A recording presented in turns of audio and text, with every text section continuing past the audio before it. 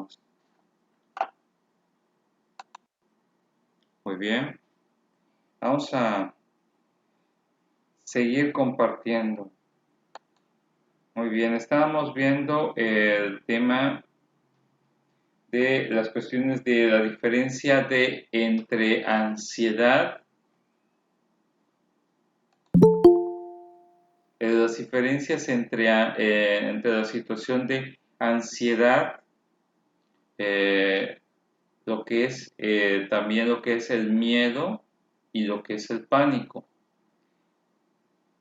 ¿Cómo, ¿Cuál sería en su punto de vista o en ese aspecto, por ejemplo, la diferencia de lo que hemos visto, la diferencia entre, por ejemplo, miedo y pánico y lo que sería la ansiedad? ¿Cuál sería la diferencia entre estos tres?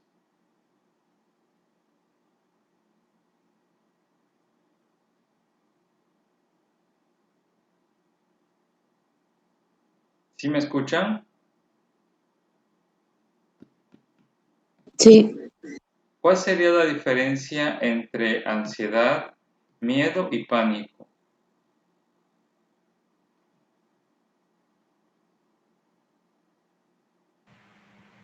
Sería que la ansiedad es algo que se supone que va a pasar, como puede ser verdadero, como puede ser falso.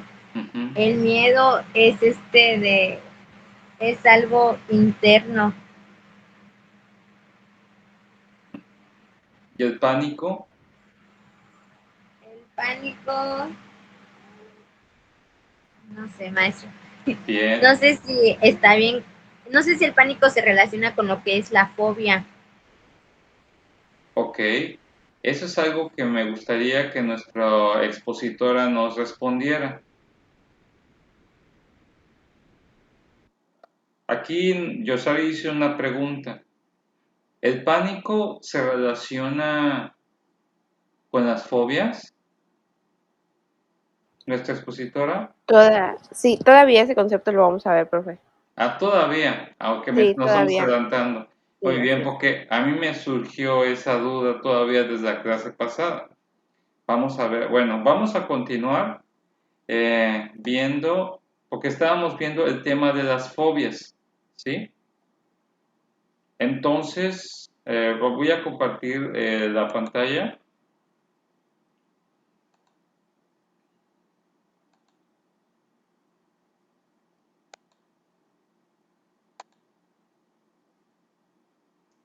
Ok, aquí es en donde nos habíamos quedado, estábamos viendo,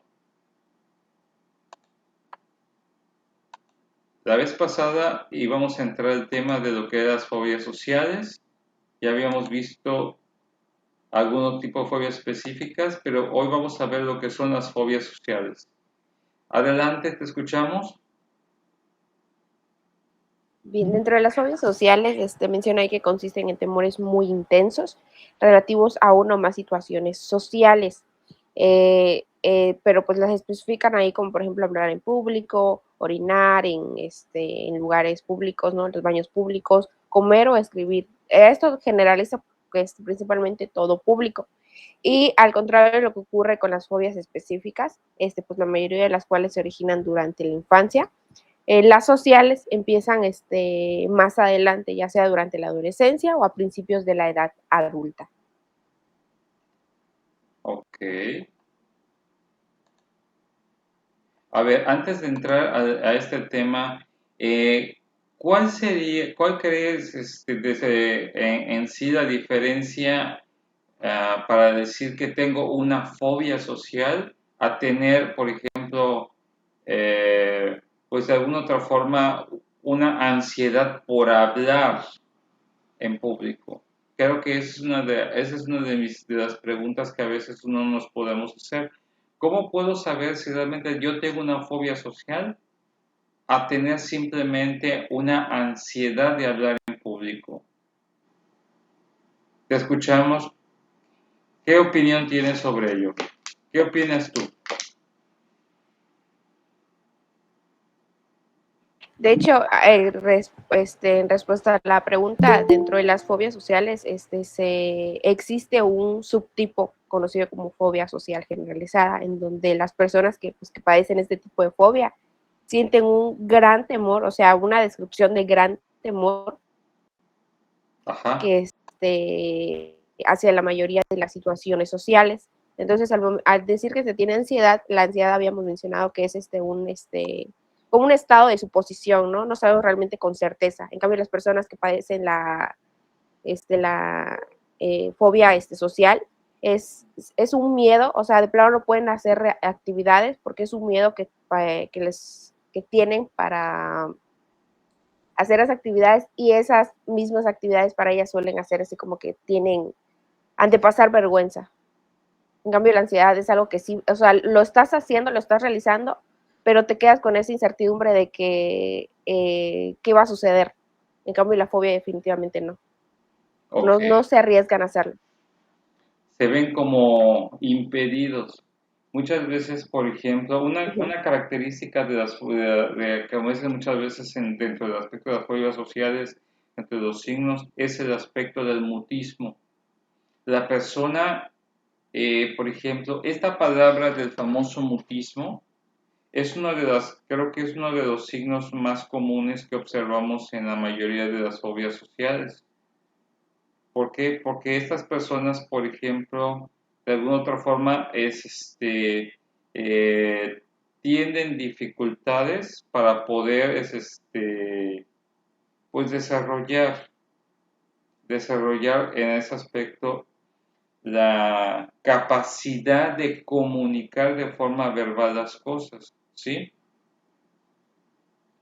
En este aspecto, este mutismo en el que la persona muchas veces también, ¿cómo podemos de la situación de la persona que tiene mutismo? La persona puede incluso empezar en una característica de mutismo por fobia social.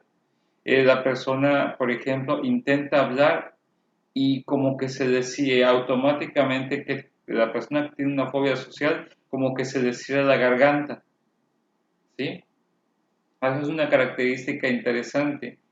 Se le cierra la garganta o de alguna otra forma le falta en este aspecto en algún momento también a las personas que están en ese tipo de situaciones públicas. Por ejemplo, también puede faltar ese aspecto de la respiración. Por ejemplo, tienen dificultad para poder articular palabras, ¿sí? O de alguna otra, de forma lógica o coherente, pueden tener de alguna otra forma es, ciertas afonías al momento de realizar el proceso de respuesta o al momento de iniciar una conversación o que alguien se lo pregunte. Por ejemplo, hay personas que normalmente eh, también una fobia social. Esa es una fobia social cuando hay momento de hablar, pero otra situación de esta fobia social es cuando de repente las personas que ven mucha gente a veces tienen la dificultad o la imposibilidad para poder avanzar o acercarse a un grupo de personas, ¿sí? Tienen la tendencia a como alejarse. Es como un aspecto hasta ese tiempo como aversivo, ¿sí? A diferencia de que estés ansioso de lo que puede pasar o no, estas personas, como dice nuestra compañera, no pueden.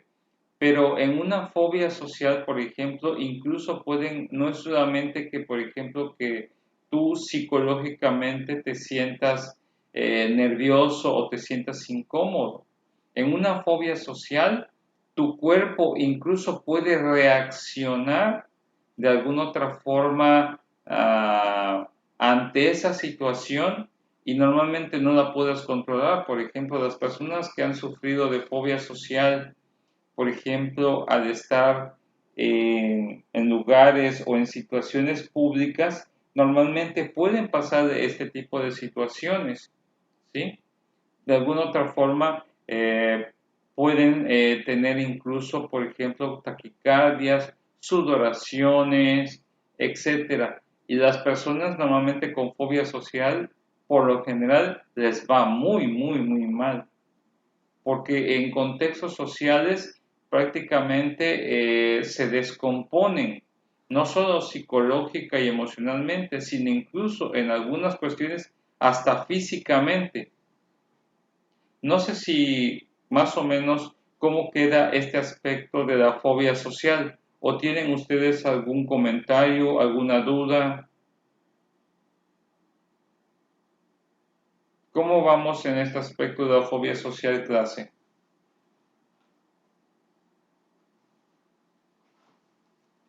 Por mi parte, todo bien. Ok, bueno, al parecer por parte de todos bien. ¿Hay alguien más o bueno, si nadie más tiene dudas para que sigamos avanzando? Adelante, profe. Ok, sigamos con el 5. El del trastorno de pánico con y sin agorafobia. Bueno, aquí de lo que es la definición del pánico. El pánico es el trastorno de pánico, se define o más bien se puede caracterizar también por la ocurrencia de ataques de pánico inesperados. Son episodios repetidos de miedos intensos que provocan ¿cómo les dicen? Graves reacciones físicas, o sea, una reacción completamente fuera de lo normal, ¿no? O sea, no solo una, sino varias. Y no hay peligro real en esta, que, o sea, pueden llegar a suceder por situaciones de miedo, de temor, o también por extremas situaciones estresantes. Y a los ataques de pánico inesperados se les conoce también como caídos del cielo. Para calificar esta situación como un ataque de pánico se debe aparecer de manera repentina al menos 4 de los 13 síntomas siguientes. Y aquí les mencioné 7: la respiración entrecortada, las palpitaciones, el vértigo, la sudoración, la despersonalización, que es la sensación de separarse del propio cuerpo, la desrealización, que es la sensación de que el mundo externo para ellos es algo extraño o irreal, y el miedo de morir, de volverse loco o de perder el control. Entonces, para que un ataque de pánico se manifieste en una persona, por lo menos 4 de estos deben de suceder en un estado fisiológico. Por ejemplo, me suena curioso el aspecto de despersonalización, de sensación de separarse del cuerpo. Ese es, de alguna otra forma, yo conocí una vez una persona que le pasaba esta situación en una crisis de pánico. Y esta persona me llamaba mucho la atención porque cuando decía que de alguna otra forma sentía extraño su cuerpo, normalmente llegaba a tener la sensación, por ejemplo, que incluso se sentía extraño en el cuerpo, como que se veía a sí mismo y de repente y de alguna otra forma veía sus manos, veía sus pies, veía su cuerpo, se tocaba y sentía como que estaba atrapado y esa es la situación de esta persona que muchas veces caía en situaciones de pánico, como que se sentía aprisionado en una cárcel de carne. No sé y de alguna otra forma lo interesante de estas personas en la despersonalización es que de alguna otra forma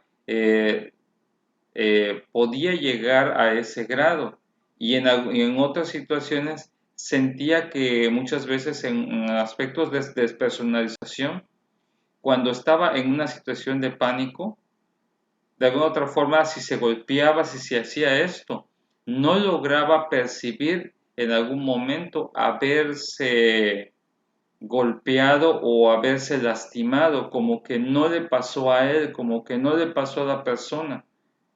Y ese es en un proceso también puede darse también en situaciones de pánico, a algunas situaciones de despersonalización. Algunas personas que en una crisis de pánico se despersonalizan y se golpean y se hacen esto y se hacen el otro. Y una vez que pasa la crisis del pánico, entonces cuando ven las secuelas, pero dices tú, pero ¿cómo no se dio cuenta que se lastimó, que se golpeó, que se dislocó, que se luxó? Y en ese momento ni gritó ni sintió nada. Es que en ese momento estaba en un proceso de despersonalización en el cual, por ejemplo, sentía de que tenía que salir de la situación no importando nada. Y en ese momento estaba tan concentrada la persona en eso que incluso se había hecho daño en el proceso. Hay gente que se ha cortado, por ejemplo, en un proceso de pánico huyendo de una situación que le estaba generando pánico y de repente dicen, oye, es que no, y después dice, ¿y de dónde salió toda esta sangre? Y no se dio cuenta que se cortó huyendo o se lastimó haciendo esto. Ay, no sé por qué me duele esto, no sé por qué me duele otro. Si yo no sentí en algún momento de despersonalización, a veces las personas dejan de sentir, dejan de percibir el dolor, dejan de sentir calor, dejan como de prestar atención a esas alertas de su cuerpo, ¿sí? Y, y algunas personas que caen en procesos de desrealización es cuando de pronto sienten cómo podemos determinar esas sensaciones de desrealización. De alguna otra forma pueden describir las personas en un estado de pánico, pensar que están viviendo una pesadilla, ¿sí? O que lo que están percibiendo de alguna otra forma es irreal. O de alguna otra forma en un proceso de desrealización no saben diferenciar lo real de lo irreal, ¿sí? No sé si me explico con estos dos conceptos que son a veces un poquito complicados, con el proceso de despersonalización y la desrealización. ¿Sí les está quedando claro? Sí, profe, yo tengo una pregunta. En los ataques de pánico, bueno, alguno otro de los síntomas también puede ser el entumecimiento del cuerpo o ciertas partes del cuerpo. Entumecimiento. Mm, entumecimiento del cuerpo ante una situación Ujú, de pánico. ujú. O sea, o igual y puede ser un estado de shock, no sé, quizá un llanto, sí. Ah, sí, obviamente. Nuevamente, las personas ante el pánico pueden llorar, claro, pero normalmente en una sensación de entumecimiento, nunca lo había escuchado. ¿Porque alguna vez has sabido de alguien que en estado de pánico perciba el cuerpo entumecido o una Mm, parte entumecida? Bueno, una vez me pasó, pero me llamó la atención porque ya lo había leído anteriormente me pasó una situación, pues obviamente pues yo soy muy, muy nerviosa Ujú, y y pues sucedió una situación, ¿no? Entonces yo me altero demasiado rápido con ciertas cosas, entonces me ujú, empecé a desesperar, empecé a llorar, mi respiración fue demasiado, mi ujú, ritmo cardíaco se superaceleró y yo ujú, estaba ya estaba mareada ujú. y mi pierna y mi mano se me empezaron a entumir. Por eso le pregunto si es uno de los síntomas también. pero pues no lograba controlarme, o sea, me tuve que bajar del lugar donde estaba y ya, o sea, yo seguía más nerviosa hasta que ya después me pude relajar. Pero pues me llamó mucho la atención el hecho que el cuerpo sintiera partes entumecidas. Ok. Lo que puede suceder en este momento es que estabas esta vez en un proceso de despersonalización, en un raro proceso de despersonalización. ¿Eh? Mm, Porque normalmente, por ejemplo, cuando en algún momento ciertos entumecimientos dejas, lo que sucede es que como que se empieza, eh, no sé si en algún momento, por ejemplo, ustedes se han sido en sentido entumidos, es en algún momento la circulación empieza a bajar de esas partes del cuerpo y en algunas situaciones se dejan de percibir las partes del cuerpo, ¿sí? Por ejemplo, como cuando de repente te duermes de un lado y la circulación no llega a tu brazo. Por ejemplo, a mí me pasa muy común cuando me levanto y toda la noche me quedé todo mi peso sobre sobre mi brazo. Al siguiente día me puedo picar el brazo y no lo siento. Está entumecido, pero no siento nada en el brazo. Y hasta que llega después la circulación ya empiezo a sentir. Y ese es un fenómeno que a veces puede ser en algún momento, algunos procesos de entumecimiento, en el cual como que ya no percibes en esa despersonalización ya el cuerpo. Pero también puede ser un efecto que por la pérdida de circulación. No sé qué efecto tiene en ese aspecto de que en mi caso cuando la circulación falla porque me entumecí, dejo de sentir, dejo de sentir dolor, calor y todo eso, y como que simplemente, eh, como si, y por ejemplo, puedo estar golpeando mi dedo y no lo siento. Hasta que vuelve la sangre ya vuelvo a sentir. No sé qué efecto tenga en ese aspecto. Se activan otra vez los nervios, no lo sé. Pero bueno, esa es una experiencia. No sé si aclaró un poco más tu duda o la... sí, no sé. Sí, Sí, perfecto, gracias. ok, bueno. Y obviamente, por ejemplo, el aspecto del miedo de morir es el más común y todos los demás.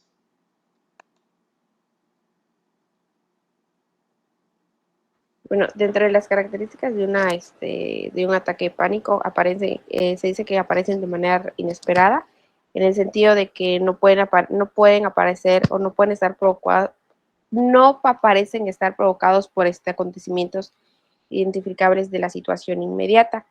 También otro punto es que ocurren cuando menos se esperan, por eso mencioné que ahí son como caídos del cielo, como durante una sesión de relajación o durante el sueño en la que la parte del sueño es lo que se conoce como pánico nocturno y aparecen en situaciones determinadas, como por ejemplo mientras la persona pues pueda llegar a conducir su coche, una moto, o cuando se puede, o también incluso cuando se llega a encontrar en medio de la gente, ¿no? Y como les mencioné, tiene carácter somático, o sea, las situaciones, no las situaciones, lo que se presenta, lo que se representa en el cuerpo pues es por la misma situación. Mm, ok, entonces dice, esto aparece de manera inesperada.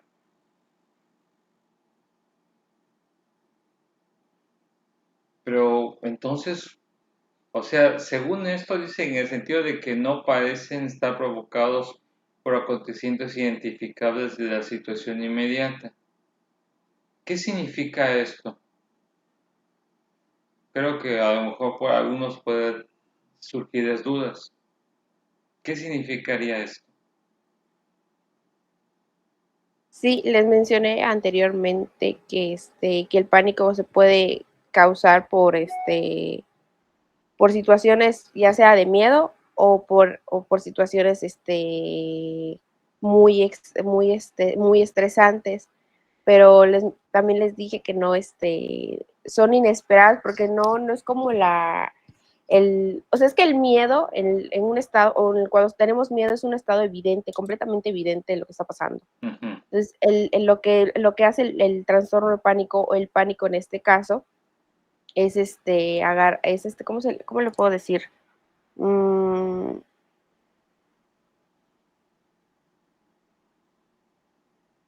aparece de manera repentina, pero el estado fisiológico se encuentra de una manera diferente. No sé si me doy a entender o quizá estoy equivocada, no sé. ¿Una persona puede estar en un estado de pánico sin estar consciente de ello?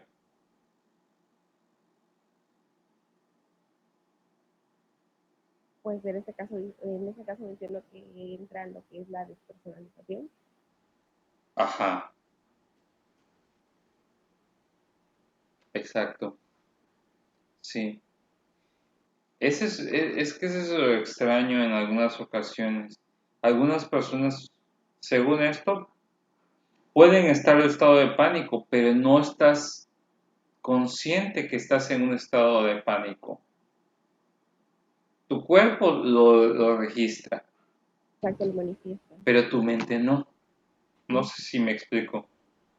sí, y obviamente el miedo pues es algo en el que en una conducta lo que hace, ¿no? O sea, es evidente, como les mencioné acerca de los componentes en que se asocian, ¿no? Pues puede una persona estar atemorizada y quedarse y no correr, es decir. En cambio, en la ansiedad, pues es un estado en que la persona se encuentra, pero pues no tan convencional como el otro, como el anterior. Ujú. Ok.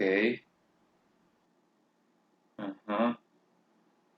Ay, está tremendo ese aspecto. Dice que, de que aparecen en situaciones determinadas, como mientras una persona conduce su coche o se encuentra en medio de una multitud. O sea, es casi inesperado. Y es cierto, algunas veces en algunos estados de pánico, por ejemplo, la persona se le puede incluso hasta faltar la respiración.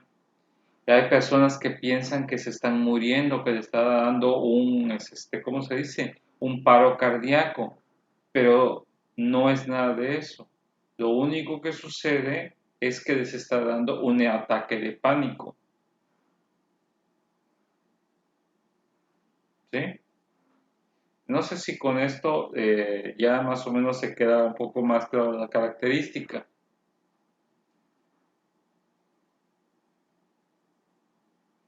¿O todavía tienen dudas sobre esto?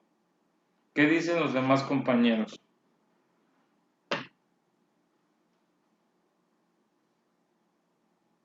Maestra, si una persona que tiene un ataque de pánico, pero es consciente de que lo está pensando, ¿puede llegar a controlarlo o se dificulta mucho? Ok, buena pregunta. ¿Qué respondes, compañera? Bueno, no sé, quizá tenga igual esa duda, pero a mi experiencia es un poco complicado tranquilizarse, porque pues es una situación en la que, o sea, te encuentras o quizá no te encuentras, pero lo estás percibiendo. Y pues si tienes tantas cosas, demasiados puntos o síntomas en las que a la vez están surgiendo, pues no puedes controlar uno porque uno o el otro lo tienes más elevado, es decir, pues yo, ¿no? A mi experiencia, no sé si realmente como tal sí, o sea, igual y hay palabras que te dicen, no, relájate, cálmate, pero pues como que más te aceleras. Ujú. De hecho, el problema es que, por ejemplo, que como el problema es que la mayoría de las veces la situación del pánico no es porque tenga manifestaciones psicológicas. El problema es que el cuerpo no te está respondiendo y eso aumenta más el grado de pánico. Imaginen una persona que siente que se está muriendo y se le está yendo el aire, obviamente pues su grado de pánico aumenta y aumenta pues las sensaciones y los signos.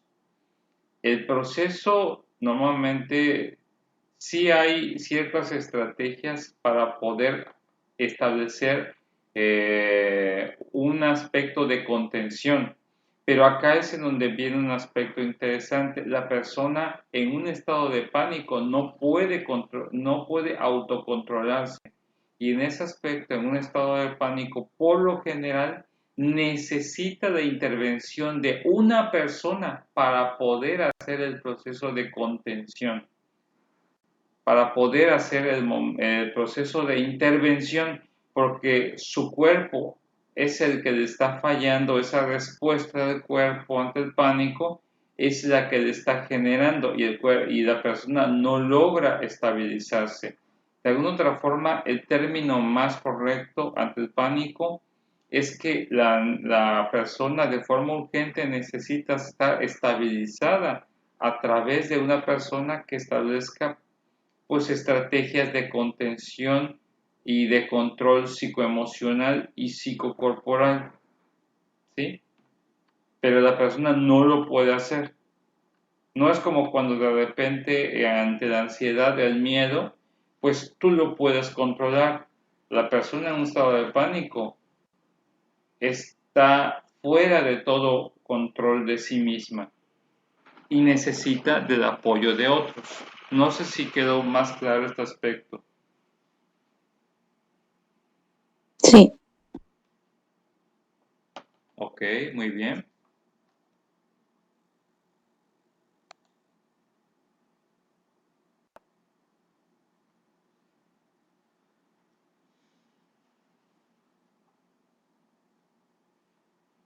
Ok, ya cambié Ya. Ahora, dentro de las diferencias entre un ataque, entre pánico y ansiedad. En el ataque de pánico se desarrolla, entre sus características es que se desarrollan de manera repentina, alcanza su máxima intensidad en un periodo de 10 minutos y puede prolongarse hasta por 1 hora. En cambio, en la ansiedad no aparecen de manera repentina, son más duraderos y los síntomas no son tan intensos como los que se mencionó anteriormente, porque en el ataque de pánico, para que realmente llegue a suceder un ataque de pánico como tal, pues deben de cumplir una determinada sintomatología de cuatro, de máximo 4. En cambio, pues en la ansiedad de diferente manera se pueden llegar a representar, hasta con uno puede suceder, pero pues es una situación en la que es más duradero. Ok. Entonces, en uno tenemos que creo que el problema entre el pánico es que como se desarrollan de forma repentina, pues no te da el proceso de asimilar lo que te está sucediendo, ¿sí? Como que no lo ves venir esa reacción en ti y ¡pum! Es más difícil de controlar en ese momento. A diferencia de la ansiedad, que normalmente la ansiedad como que se va acumulando. Para que una persona presente ansiedad es que las situaciones se le van acumulando. En otro, por ejemplo, pues normalmente su intensidad de periodo es de 10 minutos, si es normal, pero hay personas pero lo interesante y es de observar en este aspecto de un estado de pánico, que tenemos que estar tomando en cuenta, es que algunas personas en un estado de pánico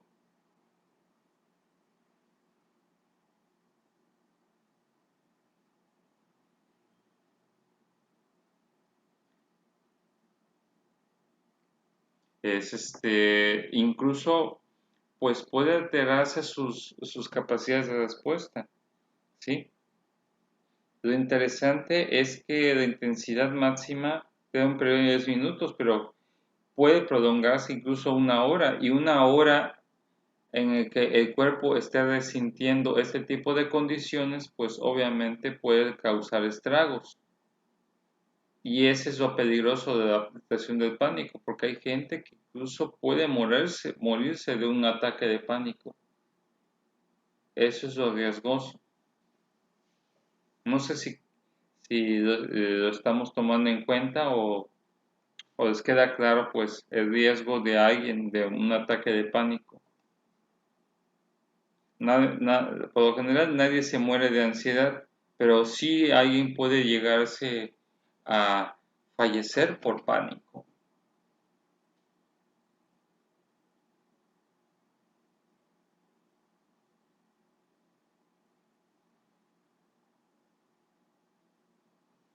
No sé si quedó claro, ¿sí o no? Sí, profe. Ah, ok.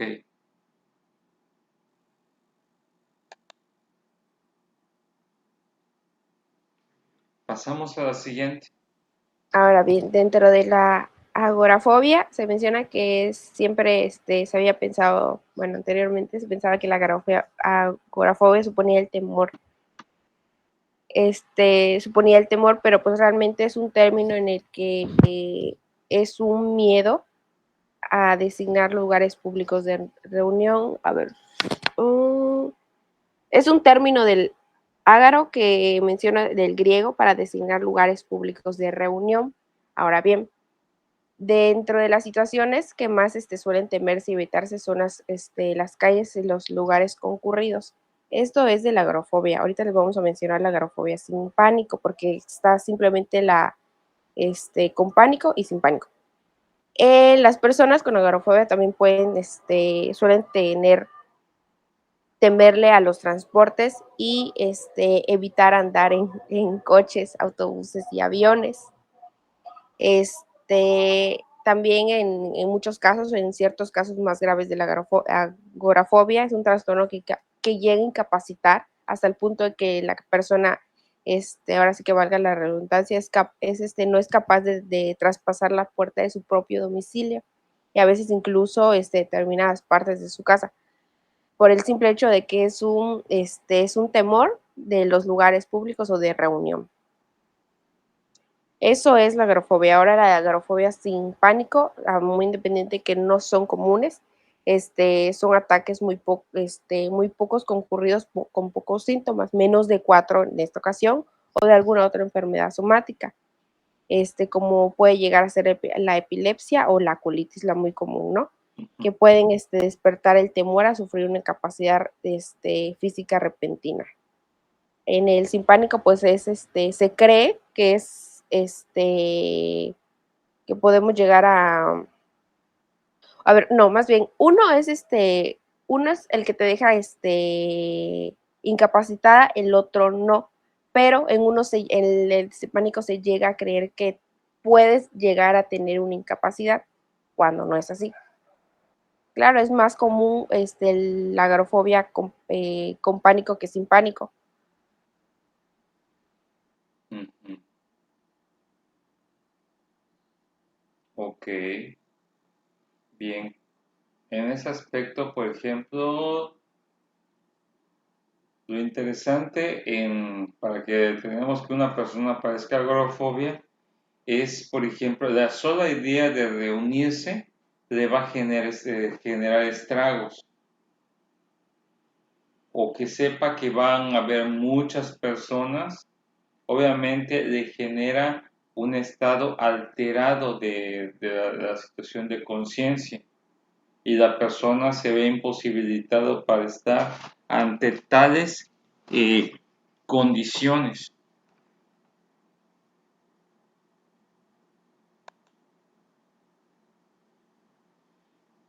Vamos con el siguiente.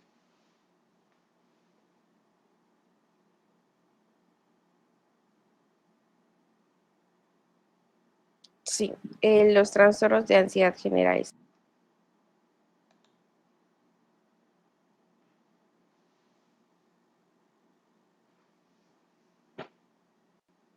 Y ahí les puse una pregunta de cómo puede diagnosticarse un trastorno de ansiedad generalizada.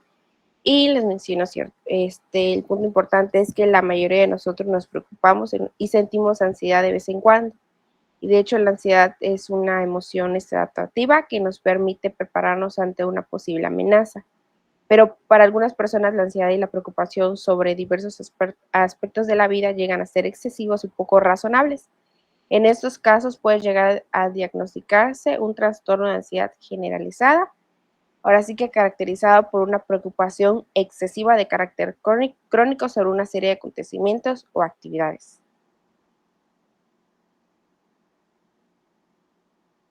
Ok, a ver,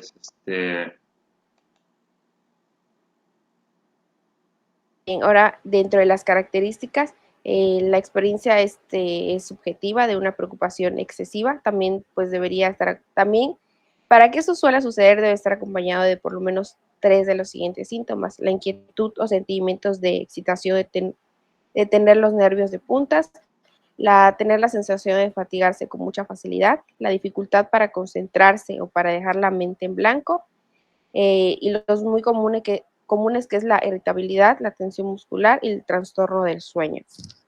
Para que pueda llegar a suceder entonces un trastorno de ansiedad generalizada, deben de optar, bueno, no optar, debe de estar acompañado por lo menos de estos 3 síntomas.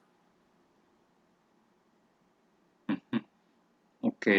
Y,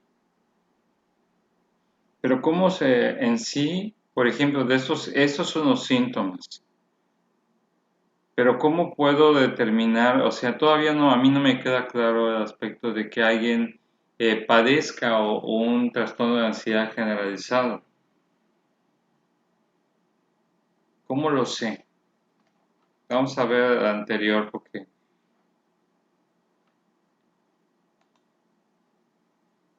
primero supuestamente decimos que es una dice, es una emoción adaptativa que nos permite prepararnos para una posible amenaza, pero en algunas personas la ansiedad y la preocupación, los aspectos de la vida, puede llegar excesiva y poco razonable.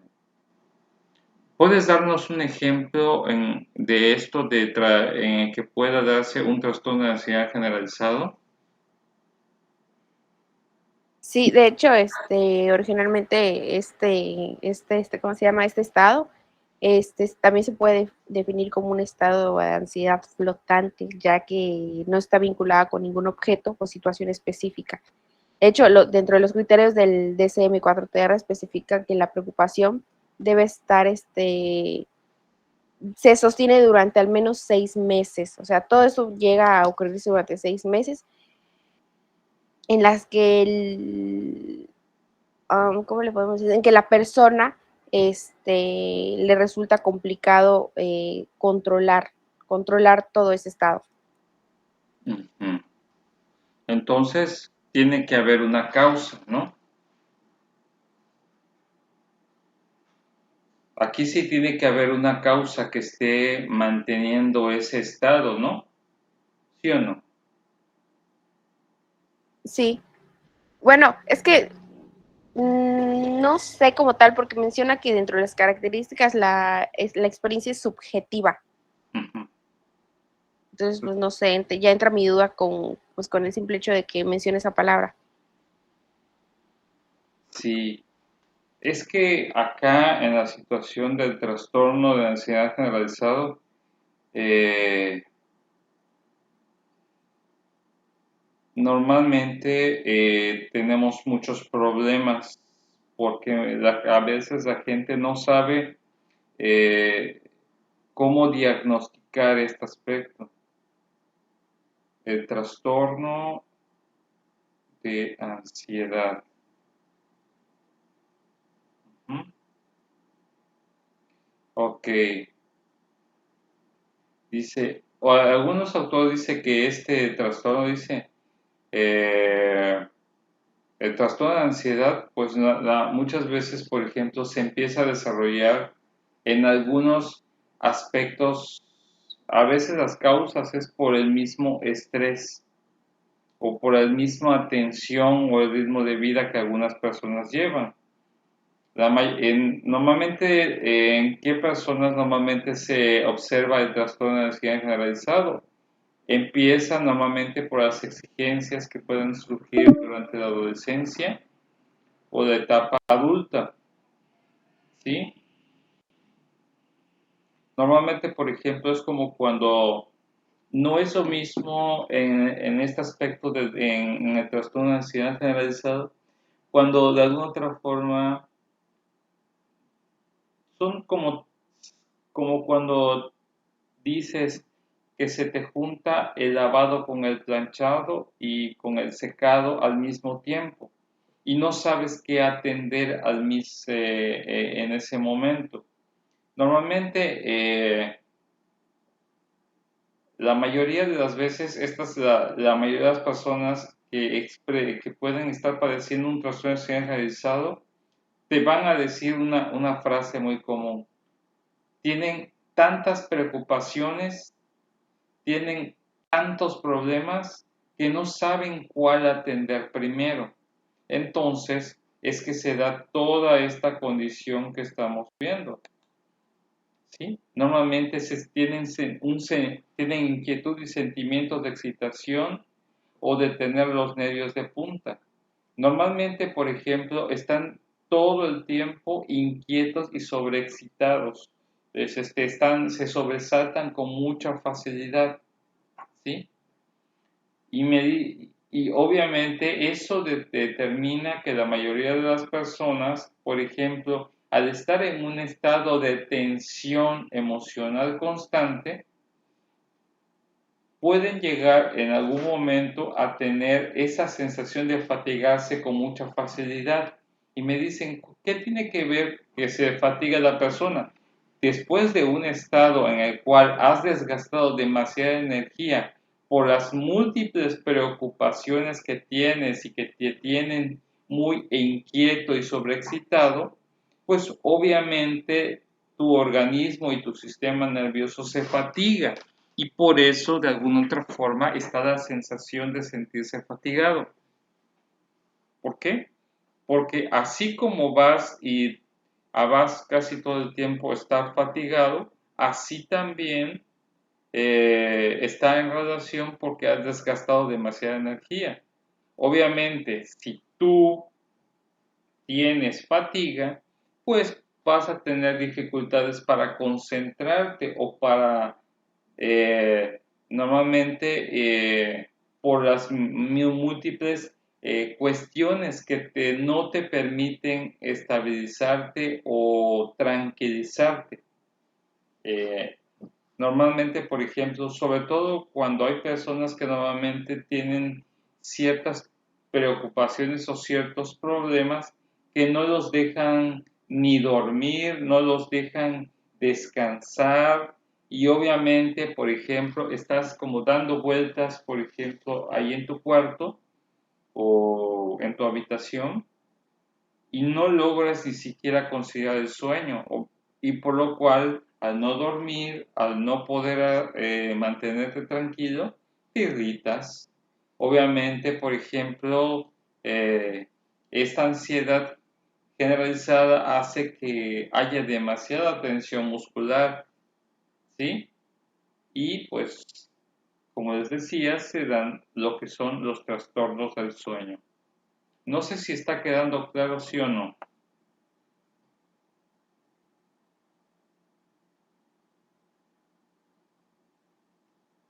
¿Sí está quedando claro? Sí. Ok. Sí, maestro. Aparece acá que ya faltan como 6 minutos para que termine este link. ¿Les parece que detengamos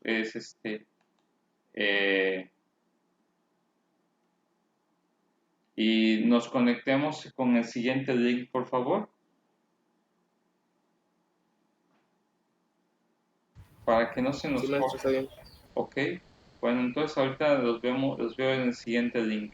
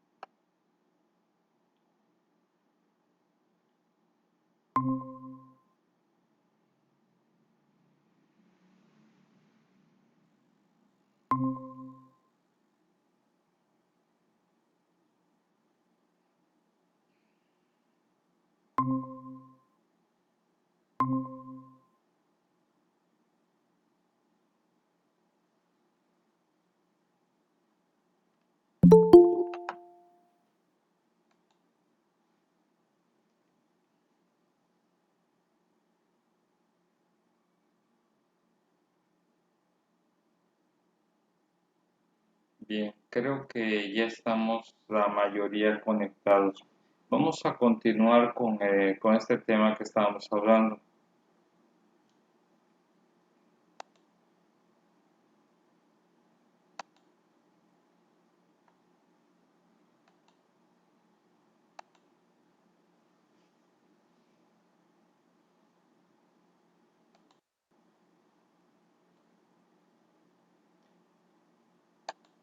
Entonces, ya quedó un poco más claro para todos el aspecto del trastorno de ansiedad generalizado, o todavía tienen ustedes alguna duda.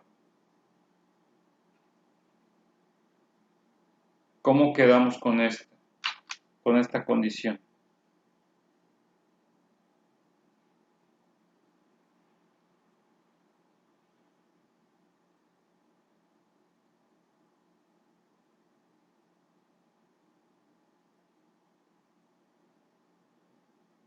¿Sí me escuchan?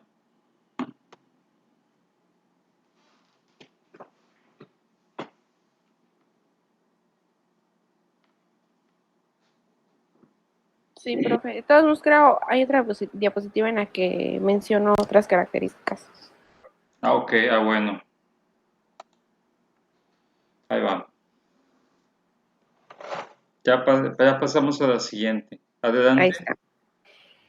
Ahí dice, entre las otras características que suelen ocurrir en un trastorno de ansiedad generalizado es que el cuadro general de las personas que sufren el trastorno muestran un estado constante de tensión, preocupación y desazón. El desazón es un estado de intranquilidad, tristeza que se encuentra una persona que la llega a causar una alteración. También aquí menciona que las personas que sufren el trastorno de ansiedad generalizada suelen tener dificultades para concentrarse y tomar decisiones debido a que pues les da miedo temer cometer un error. De hecho, suelen evitar actividades como por ejemplo el hecho de tomar, al momento de tomar decisiones se suelen demorar al hacerlo.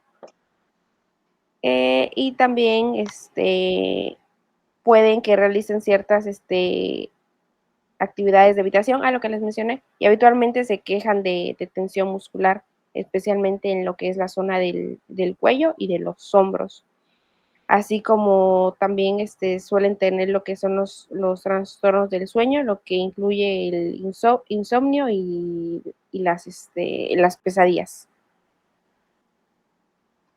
Ujú. Y cuando, también otra cosa importante es cuando toman ciertas decisiones, se muestran preocupados por la posibilidad de haber pensado que realmente estuvo mal haberlo hecho. Por eso no lo suelen hacer, por eso se muestran en un estado en el que evitan ciertas actividades. Hay como cierta inseguridad, ¿no? Exactamente. Lo interesante en ese estado como que no, en un trastorno de ansiedad generalizado, por lo general las personas, por ejemplo, están tan inseguras y se encuentran en un estado de tanto desasosiego, intranquilidad, que no pueden de alguna otra forma pensar de forma, pues no es que digamos que no piensen de forma coherente, sino que tienen dificultades para valorar o tomar decisiones en base a que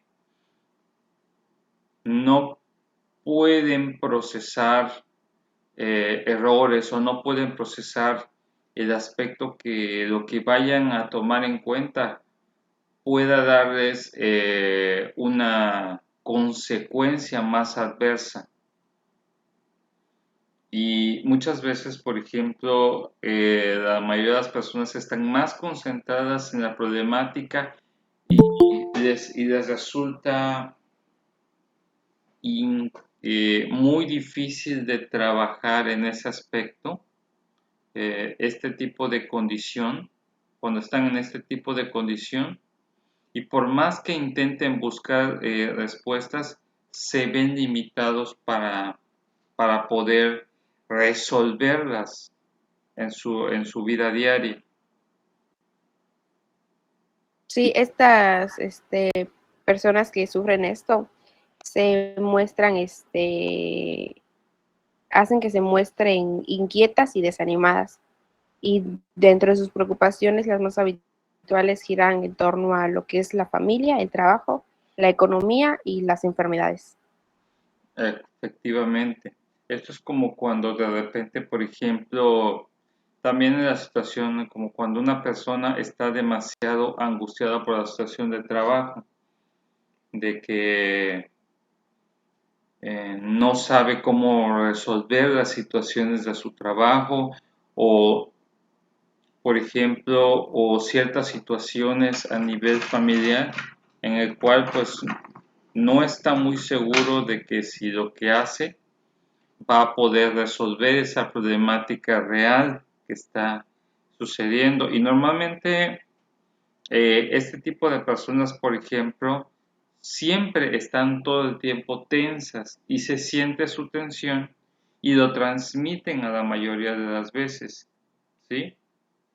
Este aspecto, por ejemplo, que pasa del insomnio, de las pesadillas, está por el proceso de que están demasiado, como decimos, clavados en sus problemas, clavados en la situación que les está generando pues un estado alterado que ya incluso ya en un trastorno de ansiedad generalizado pueden incluso algunas personas estar de alguna otra forma incapacitadas socialmente para desarrollarse, ¿sí? O o incapacitadas para poder avanzar en ciertas decisiones o circunstancias de su vida, ¿sí? Porque se están como que atrapados, como que están, de alguna otra forma, se sienten limitados para poder avanzar. Y es por lo cual la mayoría de las veces en un estado de un trastorno de ansiedad generalizado, por ejemplo, pueden verse como atrapados en las múltiples situaciones de su vida y no saben cómo salir y cómo desarrollarse por la misma situación. Para los ojos de los demás, diríamos, esta persona se está ahogando en un vaso de agua, pero en la experiencia personal de la persona, esta persona, por ejemplo, no considera que haya decisiones o soluciones fáciles, y por lo cual eso le genera aún más tensión y más ansiedad. Y es por lo cual, por ejemplo, incluso ya empieza a tener problemas a nivel familiar, a nivel de relaciones de trabajo, relaciones de amigos. Por lo general, en un trastorno de ansiedad generalizado, lo podemos ver que el problema real que le está afectando ya empieza a tener repercusiones en otros ámbitos o aspectos de su vida cotidiana o diaria, y por lo cual todos notan que tiene problemas, que tiene dificultades, ¿sí? De alguna otra forma se hace evidentes a todos, por ejemplo, porque en donde va se nota que está afectada la persona o que está reflejando dicha o cual condición. No sé si está quedando un poco más claro el trastorno de ansiedad generalizado.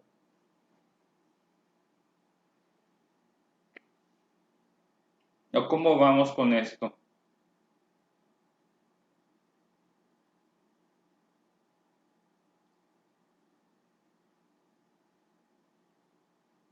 ¿Sí me escuchan? ¿Hay alguna duda, algún comentario? No, maestro. O bueno, vamos a seguir avanzando.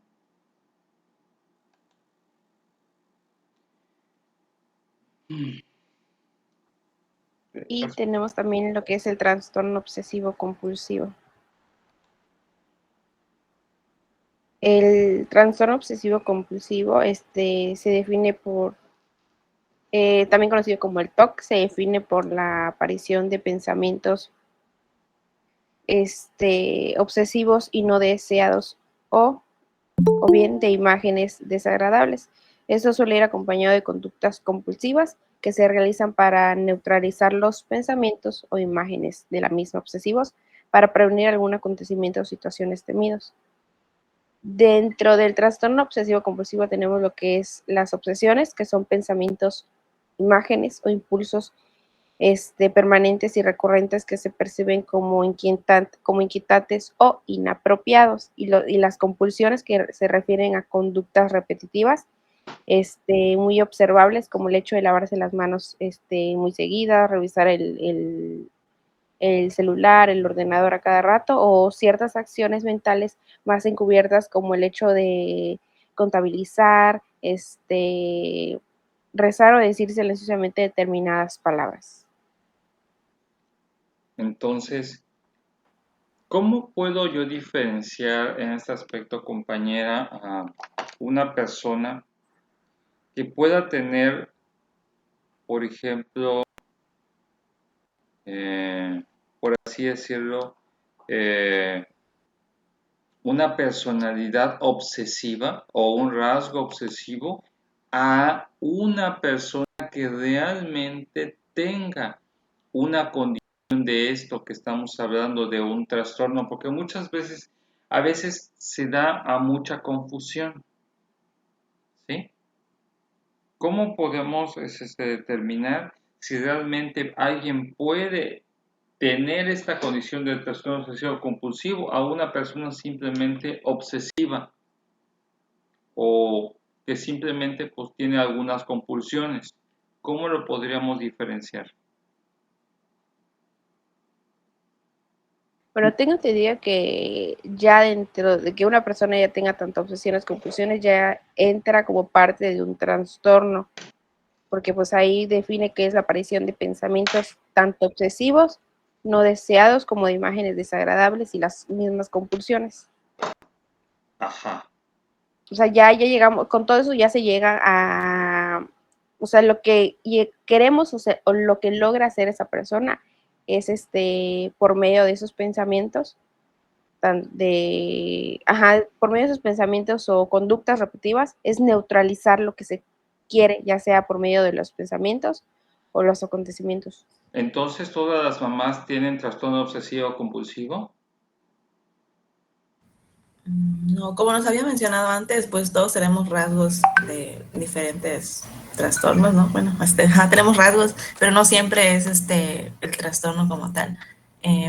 Yo creo que ya una persona con trastorno obsesivo compulsivo es aquella que de plano, o sea, tiene, um, por ejemplo, un ritual, ¿no? Que no puede dejar de hacer por nada del mundo, por Ah, absolutamente nada del mundo, y si lo deja de hacer, ya fue su vida, ya fue. efectivamente. Por ejemplo, a lo mejor, por ejemplo, es como, eso es algo que quiero aclarar porque después hay gente que confunde. Hay personas que tienen ciertos estilos de vida muy obsesivos, pues, pero hasta cierto punto no cae en el aspecto del trastorno obsesivo porque, pues obviamente, aquí tenemos que determinar que estos pensamientos no deseados e imágenes desagradables hacen que la persona no se pueda desarrollar, no pueda avanzar, no pueda hacer su vida. Por ejemplo, en una persona con un trastorno obsesivo, por lo general, lo que determinamos en una persona con trastorno obsesivo compulsivo determina que, por ejemplo, que si alguien altera su rutina o altera el proceso de los patrones de conducta repetitivos que tiene la persona se descompone, la persona se desinhabilita, ¿sí? Las personas de alguna otra forma tienden a tener dificultades para poder desarrollarse. Por ejemplo, una persona con un trastorno obsesivo compulsivo, por ejemplo, típico, por ejemplo, es una persona que tiene ciertas compulsiones y obsesiones como el hecho de tocar como 3 o 4 veces, ¿sí? Y si toca menos de eso, pues y alguien le abre y dice, no, no, no, espera que toque la tercera vez para que me abras, ¿sí? Y hasta que no toque la tercera vez, no puede pasar a una casa. Esa persona puede mostrar un trastorno obsesivo compulsivo o una persona que tenga que cepillarse 30 veces los dientes de forma contada, que cuente 1, 2, 3, 4, 5, 6, 7, etcétera, y 30 veces. Si es menos de 30, siente que no se ha lavado bien los dientes, ¿sí? Otro aspecto, por ejemplo, obsesivo compulsivo, es el aspecto de que normalmente tiene, por ejemplo, si no cuenta es tantas losetas, pues siente que no está avanzando, o por el hecho de que de repente, si es para hacer ciertas cuestiones, como hablar, por ejemplo, tenga que tener ciertos tipos de mantras. Hay personas que normalmente, por ejemplo, mencionan una cierta cantidad de palabras antes de empezar a hablar. A veces algunas personas con trastorno obsesivo compulsivo pueden confundirse con con algunos aspectos de fobia social. Por ejemplo, yo conozco una persona que se pensaba que tenía una fobia social, pero realmente tenía un trastorno obsesivo compulsivo, porque para poder hablar tenía que decir una serie de palabras antes de empezar pues su discurso o su monólogo o lo que sea, siempre tenía que mencionar las mismas palabras antes de. ¿Sí me explico? ¿Sí está quedando claro esto del trastorno obsesivo compulsivo? ¿Sí o no? ¿O cómo lo ven ustedes?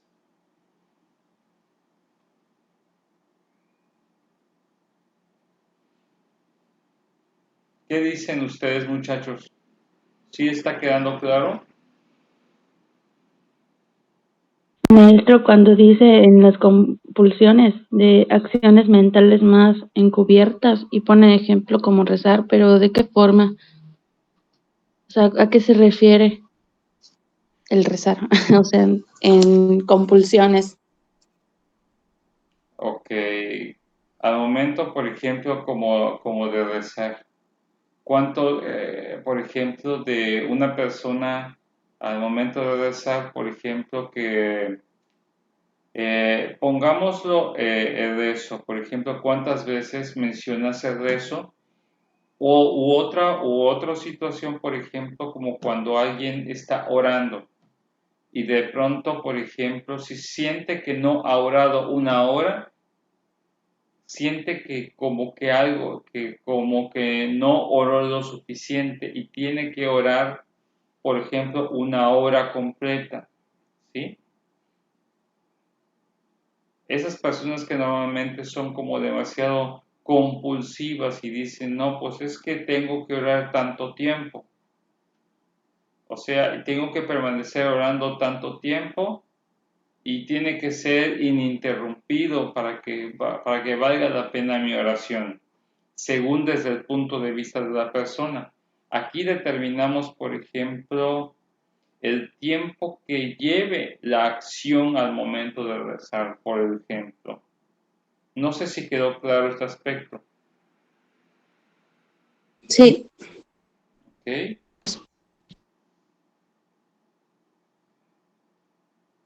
Bueno, dentro de la isla les plasma una tabla en la que menciona patrones de conducta cognitivas y motrices en el trastorno obsesivo compulsivo. Dentro del cognitivo, los síntomas mencionan las obsesiones, las cavilaciones y los rituales cognitivos. En las obsesiones menciona que son las ideas persistentes y recurrentes, así como pensamientos, imágenes e impulsiones que ceden involuntariamente a la conciencia. Y uno de los ejemplos es la idea de la contaminación, de terror, la culpabilidad, la necesidad urgente de matar, atacar, lesionar, confesar o incluso robar. Las cavilaciones son las preocupaciones sobre un tema determinado asociados con amenazas, dudas y especulaciones. Y dentro de sus ejemplos está que puede pasar varias horas la persona diaria pensando que quizá una, una pareja puede llegar a restablecer la amistad, ¿no? Aquí nosotros llegamos a preocuparnos por un tema y estamos dándole vueltas y dándole vueltas, que pudo haber hecho, que no pudo haber dicho, entre otras cosas. En los rituales cognitivos es una serie de acciones mentales que es necesario realizar sí o sí. Por ejemplo, el hecho de antes de acostarse, la persona siente el impulso de recitar mentalmente una lista de oraciones de su infancia. En este caso, lo que habías preguntado, Mirna. También puede esa persona, no sé, el hecho de que tenga sus rituales no sé, acomodar su cama todas las noches antes de dormir, ¿no? O no sé, otras cosas en las que definitivamente esa persona a fuerzas necesita realizar. Eso en la parte cognitiva. Y en la parte de motriz, motor, él tiene rituales compulsivos motrices, son actividades muy elaboradas y que suelen suponer una gran pérdida de tiempo asociadas con funciones cotidianas como comer, asearse, vestirse y relaciones sexuales. Por ejemplo, lavarse las manos como un mínimo o un máximo de 400 veces diarias, un conteo compulsivo o la revisión de objetos. Y también la evitación compulsiva, que son las acciones sustitutivas que se realizan en lugar de otras más apropiadas, pero que provocan ansiedad. Por ejemplo, antes de un examen, que lo que puede realizar un estudiante es, son actividades que no lo dejen, que no le den tiempo ni para estudiar. Prefiere hacer otras cosas que realmente hacer lo que debería, que hacer lo que de verdad tiene que hacer. O sea, simplemente está evitando la situación con con las evitaciones compulsivas. A ver, el último sí no me queda claro. Dice, es acciones sustitutivas que se realizan en lugar de otras más apropiadas, pero que provocan ansiedad. Y me dices Sí, un ejemplo, antes de un examen, un estudiante realiza una serie de actividades en relación con pero no le dejan tiempo para estudiar. Yo no entendí ese ejemplo. sí, por ejemplo, o sea, en vez de que la persona realmente, bueno, más bien la persona trata de evitar las situaciones, pero que al mismo tiempo esa situación le va a generar ansiedad, Ujú, porque, o sea, si no estudias para tu examen, vas a estar con la preocupación, ¿no? ujú. Pero pues a esa persona simplemente no le interesa y evita el hecho de estudiar para su examen, simplemente prefiere, y dentro de sus actividades, su preferencia está hacer otras cosas que estudiar para un examen, pero que después le van a preocupar o le van a provocar ansiedad. Esto está como, por ejemplo, en el hecho de que dices tú, ay, es que no quiero estudiar, pero al mismo tiempo te puede estar atormentando porque repruebes la materia. ¿Es así? Sí, sí, porque no, simplemente no está haciendo la acción, o sea, le está evitando. Ok. Esa es una situación interesante en las evitaciones compulsivas, como cuando la mayoría de las veces en las evitaciones compulsivas se da un fenómeno Está el conflicto interno en la persona, como cuando la persona mentalmente sabe que tiene que estudiar, pero se ve imposibilitado para hacer porque normalmente muy en el fondo no lo quiere hacer. Es el conflicto entre lo que debe y lo que quiere, entre lo que debo hacer pero no lo quiero hacer. Y puede ser una evitación compulsiva, porque pues obviamente no lo hace, sabe que lo tiene que hacer por obligación mentalmente, pero a nivel afectivo o emocional siente aversión y no lo quiere hacer. No sé si queda un poco más claro así las evitaciones compulsivas o cómo lo ven. ¿Sí está quedando claro ese punto? Sí, Ok, muy bien, perfecto. Ok, y con esto estaríamos terminando el tema de nuestra compañera. ¿Hay alguna duda, algún comentario?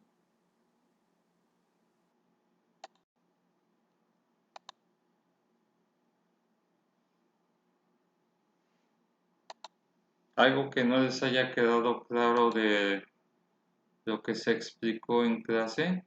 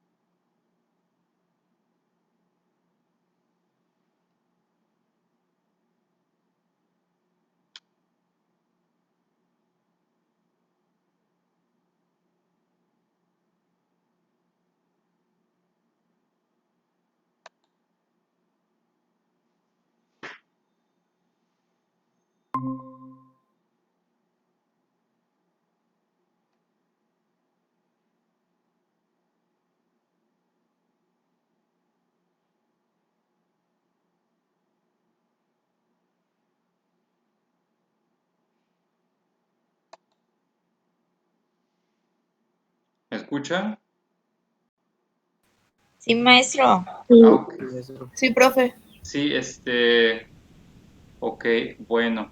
¿Hasta alguna duda con respecto a lo que nos presentó nuestra compañera? por mi parte no.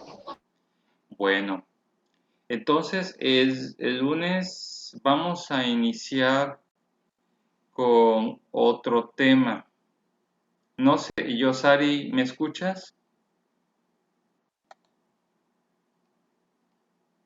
Sí, maestro. No sé si me puedas apoyar es, con el tema que vamos a estar viendo la próxima clase el lunes.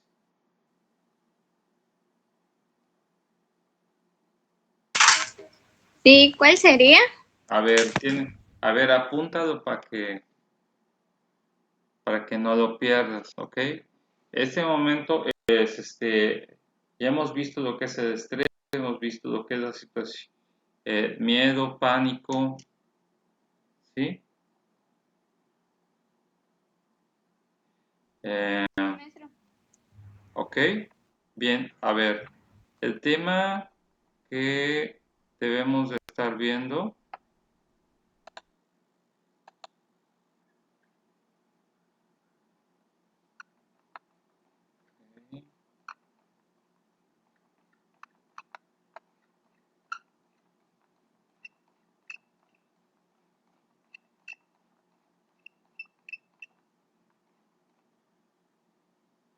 ok, vamos a, se avecina uno interesante, Yosari. El tema es trastornos del estado de ánimo y suicidio.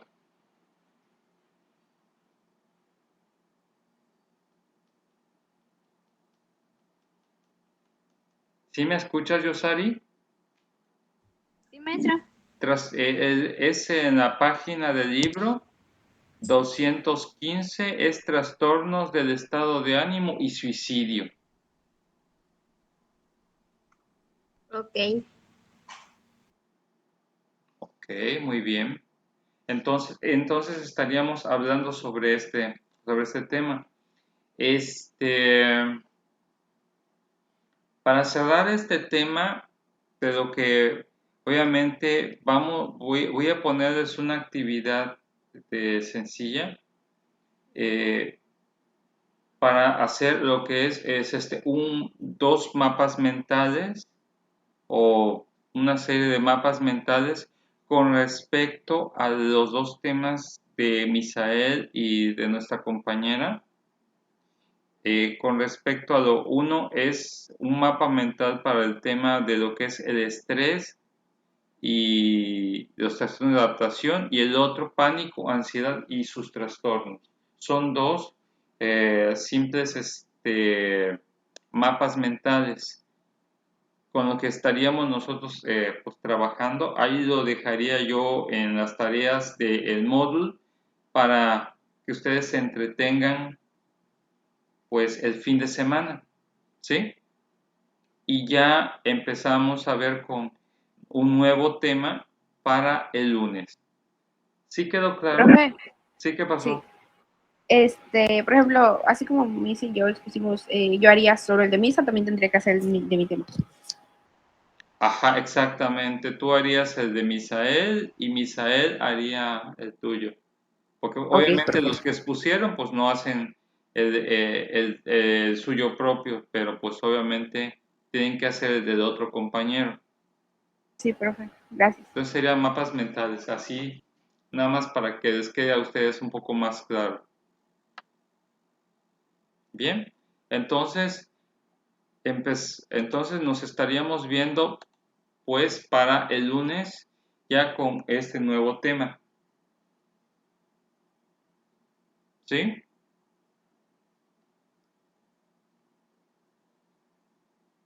Sí, profe. Ok. Bueno, pues ahora sí los dejo ir a desayunar porque yo también voy a desayunar Sí. ahorita. Que tengan un excelente día y nos estamos viendo la próxima clase. Hasta luego, profe. Hasta luego, Nos profe. vemos. Hasta luego.